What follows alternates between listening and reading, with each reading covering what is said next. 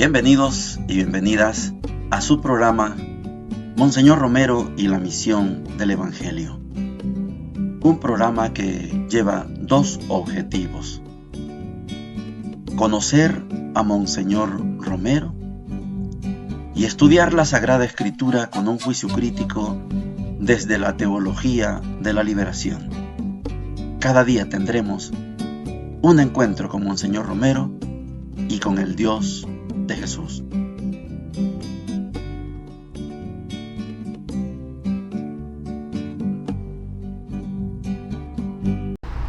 Hola, ¿qué tal?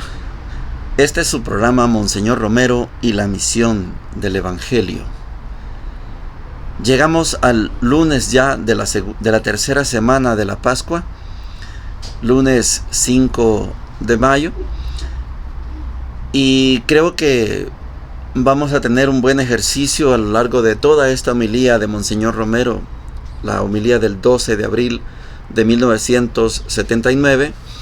Es una homilía predicada precisamente en el contexto de la Santa Cena, el día Jueves Santo de esa Semana Santa de 1979, y hoy vamos a comenzar a escuchar el desarrollo de lo que es uno de los tres componentes de esa misa del Jueves Santo. Me refiero al mandamiento del amor.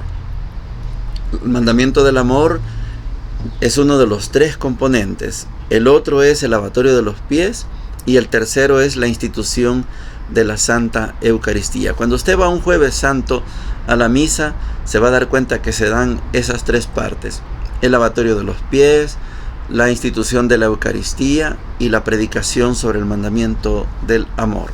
Oigamos a Monseñor.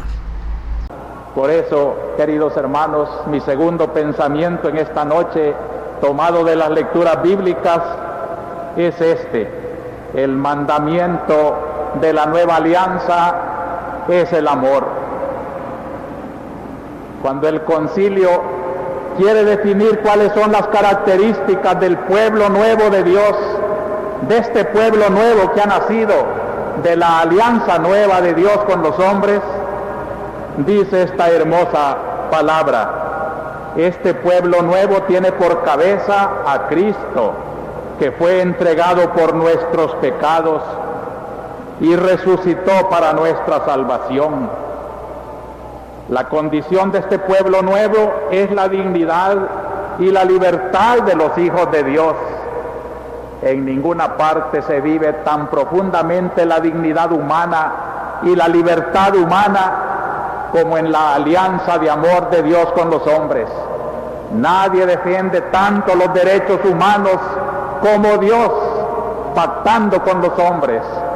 Por eso el que quiera ser verdaderamente libre, el que quiera vivir verdaderamente la dignidad humana, tiene que ratificar en esta noche la alianza con el Señor. Nadie te puede hacer libre como Dios te hace libre. Nadie respeta tu libertad como Dios te la respeta.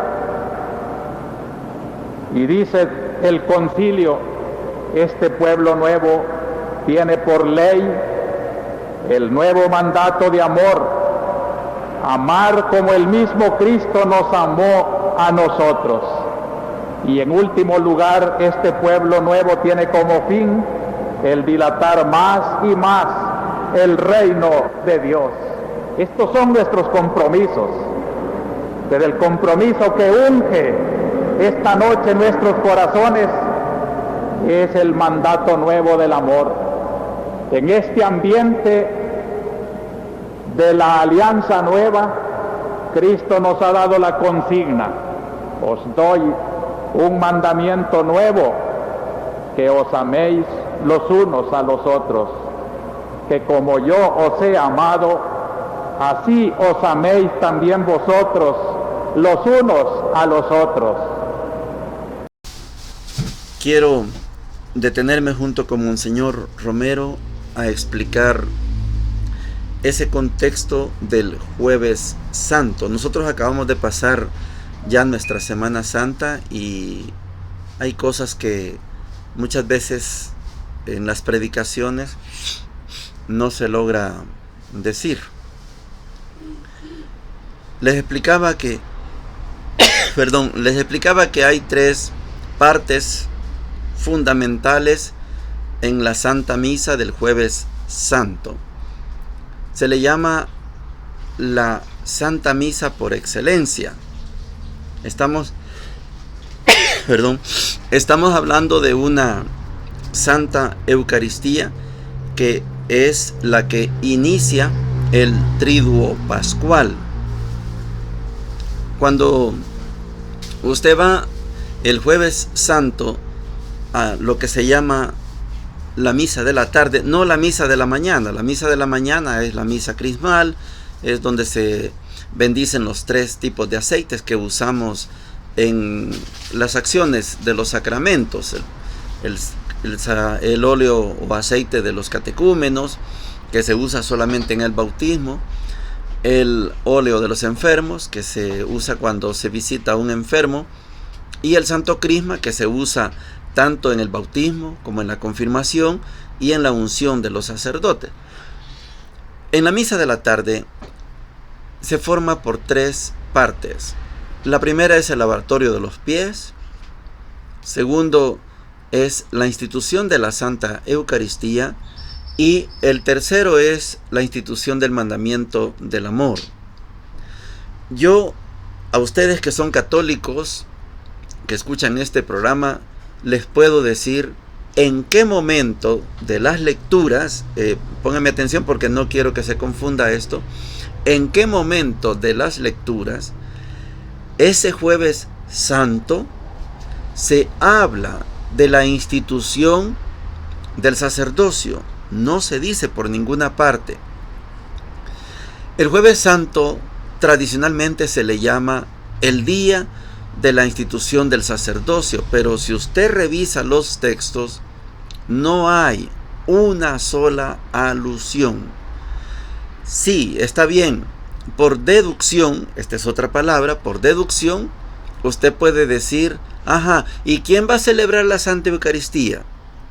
Bueno, lógicamente en algún momento de la vida se determinó que se celebra la Eucaristía y se celebra de manos de un sacerdote, de un obispo, de un arzobispo, del Papa. Pero eso es una deducción. Quiero que profundicemos esto porque no es poquita cosa lo que estoy diciendo. Si usted pone atención, repito, a las lecturas, no hay una sola alusión. Por decir algo como Mateo 16, 18, tú eres Pedro y sobre esta piedra edificaré mi iglesia. No hay una alusión, ustedes hagan esto porque ustedes son sacerdotes. Eso no dice el texto. La originalidad de la Santa Eucaristía se le reconoce como la fracción del pan. Partir el pan. Pero el que partía el pan no siempre fue un sacerdote, ni siquiera fue siempre un hombre. Los cristianos se reunían en casas y en la estructura original del judaísmo, las casas muchas veces son lideradas por mujeres. No tenemos mayor información. Yo estoy esperando el libro del padre Rodolfo Cardenal, que nos lo ofreció, donde va a describir todo el origen de las primeras comunidades cristianas. Y vamos a encontrarnos con que lo original de la Santa Eucaristía es la fracción del pan. Ayer estudiamos en el Evangelio de Juan. Yo ayer asistí a la misa aquí en Inmaculada Concepción, magníficamente explicado el Evangelio por parte del sacerdote. Explicaba que el capítulo 21 es un epílogo, es un agregado, es la conclusión de todo el libro del Evangelio de Juan.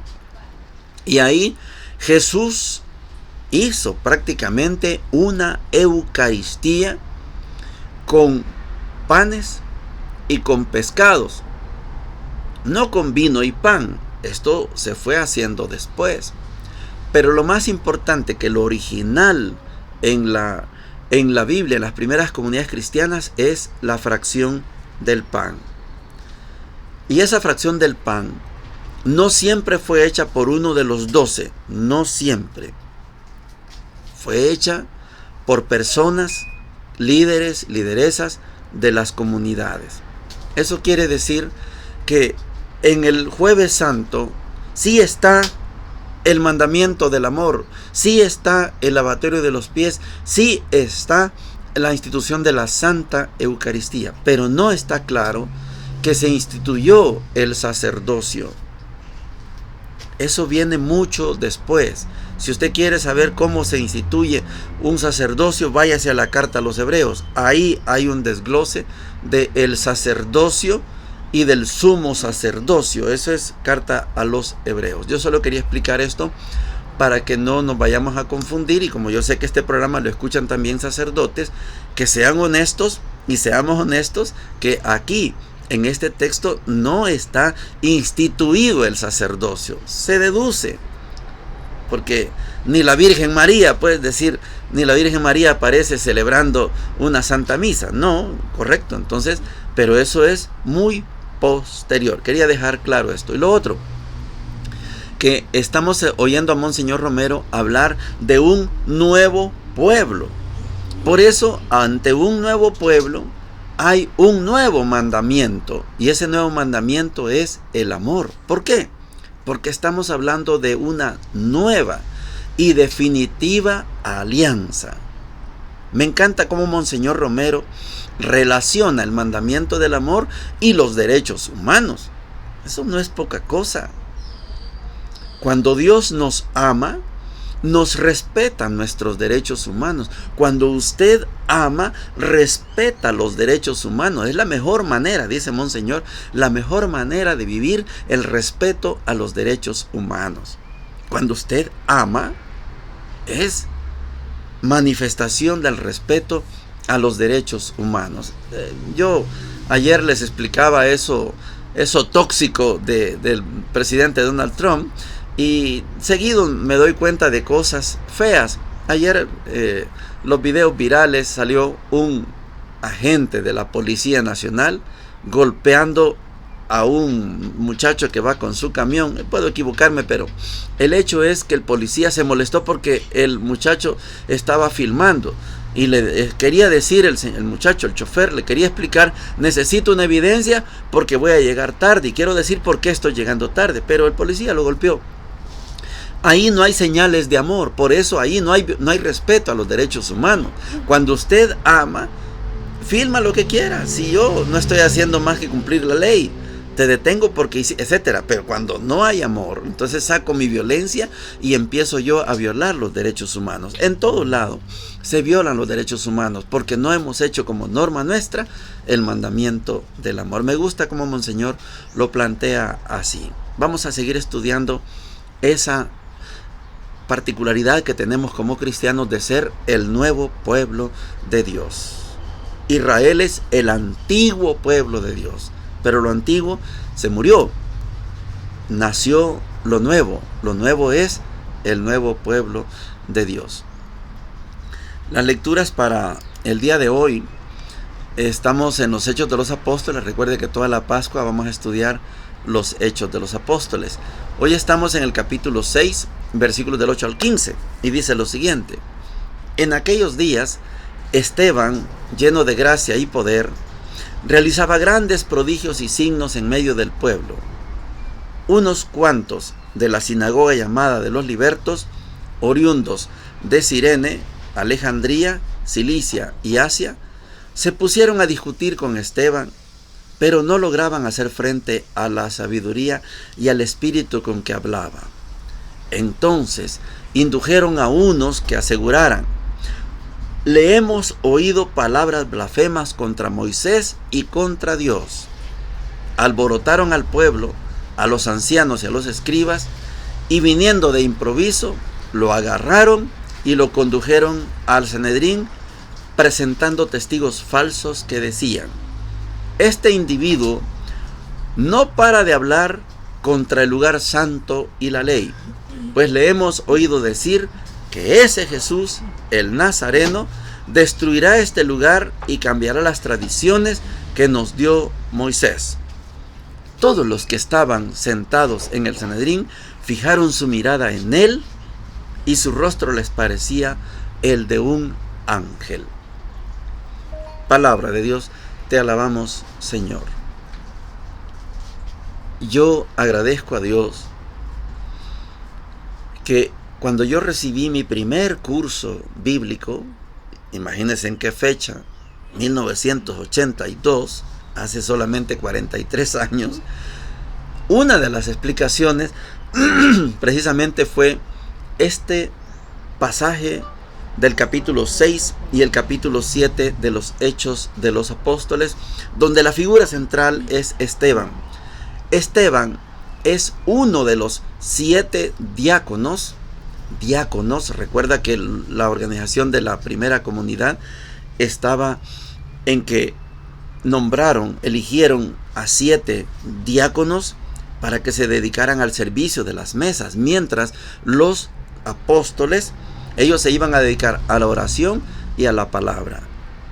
Pero Esteban, lleno del Espíritu Santo, no solo se está dedicando a las mesas, no solo se está dedicando a servir las mesas, también se está dedicando a la palabra. Discute con estos prosélitos de los libertos, venidos de Asia, venidos de varios lugares. Discute con ellos y nadie lo puede vencer. Ellos, los oriundos de estas sinagogas, defienden lo antiguo y Esteban proclama lo nuevo. Nunca puede lo antiguo con lo nuevo.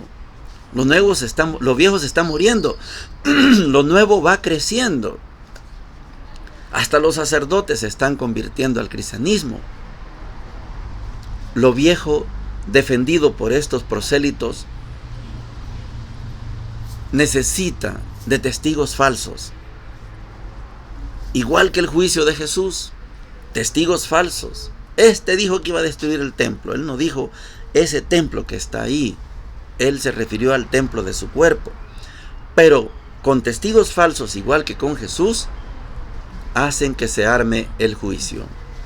Hoy estamos viendo ya el juicio. Ya escucharon los testigos falsos. Los ancianos, los que estaban sentados en el Sanedrín, fijaron la mirada en Esteban y les parecía el rostro como de un ángel. Es que Esteban está lleno del Espíritu Santo. El Espíritu Santo es lo nuevo.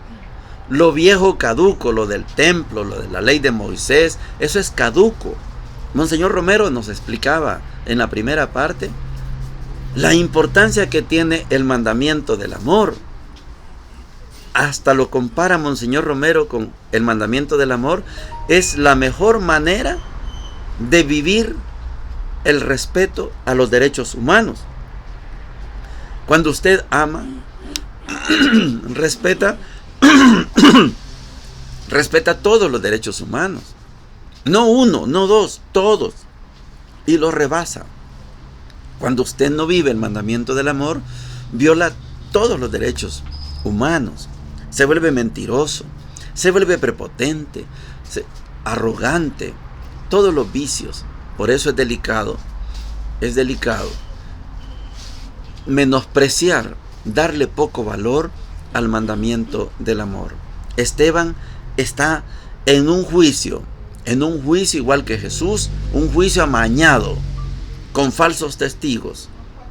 Y no hay manera de defenderse porque ahí no hay quien lo defienda.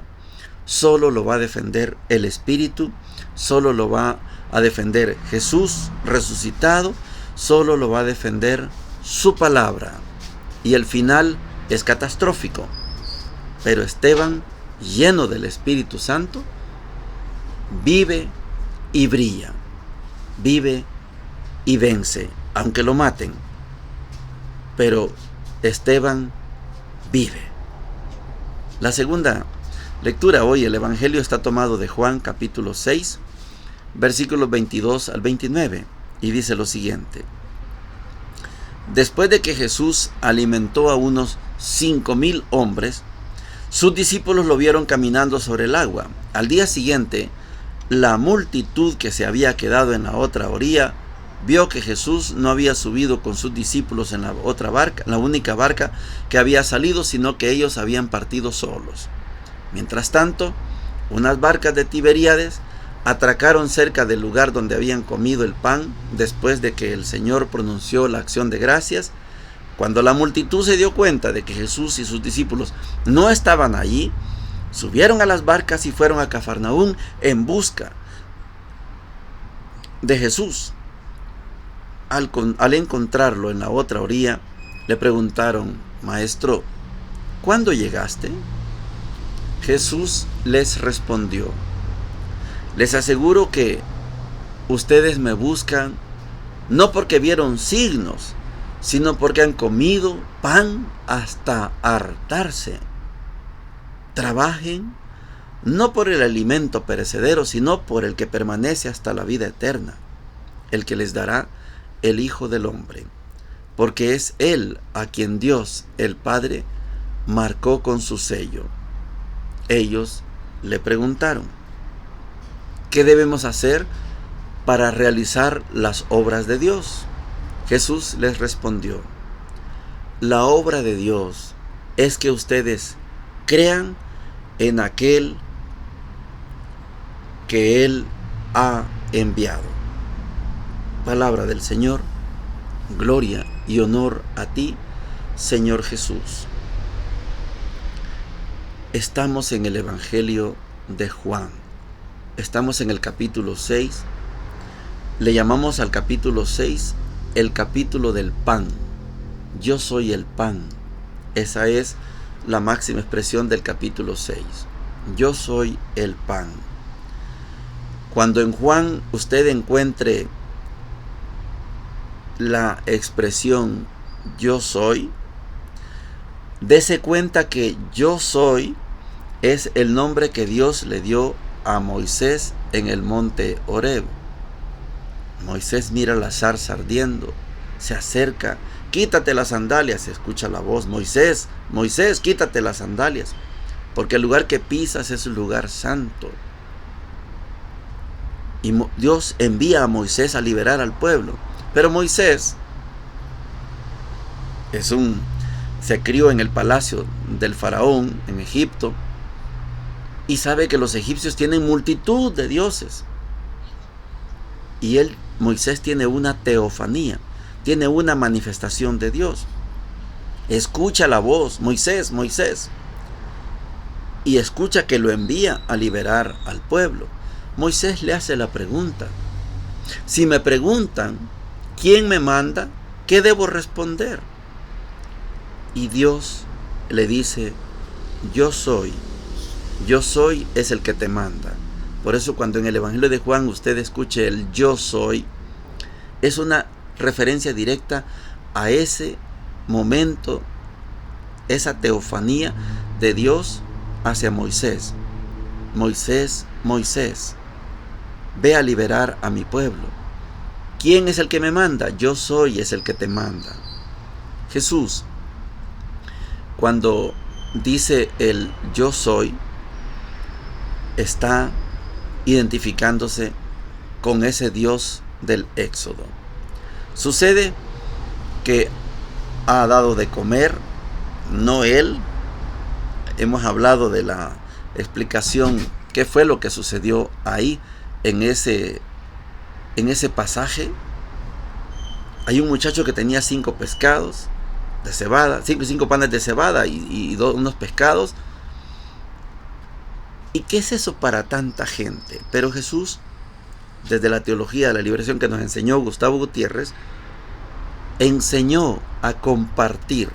Antes la gente no compartía, porque concebía que si él era bendecido, Dios, es decisión de Dios que él tenga, y es decisión de Dios que el otro no tenga. Pero Jesús le da vuelta al calcetín y hace que el que tiene comparta con los que no tienen. Eso es la multiplicación de los panes y los peces. No es el abracadabra patas de cabra. Ya hemos dicho que eso no existe. No es que Jesús puso las manos y salieron todos los chimbolos. No es eso. Es una acción del compartir. Jesús enseñó a compartir. Por eso lo querían proclamar rey. Después de haber dado de comer a 5,000, esos 5,000 y más lo están buscando. Y Jesús, cuando le preguntan, maestro, ¿cuándo has llegado aquí? Acuérdese que ellos vieron que Jesús no iba en la barca y quieren saber cómo es que Jesús llegó ahí. Pero la pregunta es, ¿cuándo llegaste aquí? Jesús no se detiene en esos detalles, sino les hace el llamado. Ustedes me buscan porque han comido pan hasta hartarse. Ustedes comieron, pero no creen en los signos. Ustedes quieren seguir comiendo pan. Y les dice Jesús, trabajen por el alimento que no perece. Y aquí surge la pregunta, ¿qué tenemos que hacer? Y la respuesta, crean en el enviado del Padre. Eso es todo el trabajo. Crean en el enviado del Padre. La obra de Dios es que ustedes crean en aquel que Él ha enviado. Esto usted y yo lo podemos traducir de muchas maneras. Juan, distinto a los sinópticos, yo no me canso de explicar, en los sinópticos para que haya un milagro tiene que haber fe. En Juan no. En Juan se hace el milagro, para que el signo suscite la fe. Por eso cuando Juan presenta a Jesús diciendo, la obra de Dios es que ustedes crean en aquel que Él ha enviado, esa expresión es todo el trabajo según el Evangelio de Juan.